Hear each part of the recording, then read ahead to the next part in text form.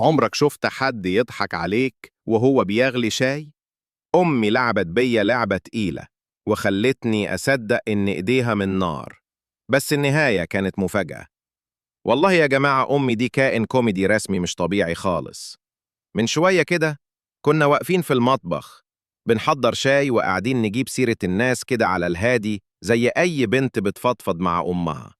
واحنا بنتكلم لقيت المية بدأت تغلي فبقولها هاتيلي يا ماما أي قماشة كده أمسك بيها البراد. بكل برود ردت وقالت لي ابعدي انتي، ومسكت البراد بإيدها كده من غير ولا فوطة ولا حاجة، وكملت كلامها كأنها ماسكة كوباية مية ساقعة. أنا بقى وقفت أبص عليها كأني شفت بطلة خارقة وقلت الله، انتي سوبر يا ماما. وطبعا من العيب تشوف اسم سيدنا محمد وما تعملش لايك ولا حتى تصلي عليه في الكومنتات.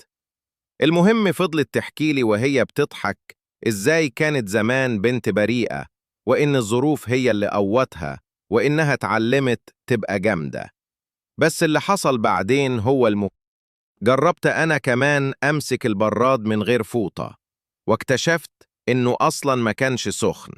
يعني أمي كانت بتشتغلني عشان تطلع في الصورة قوية بس.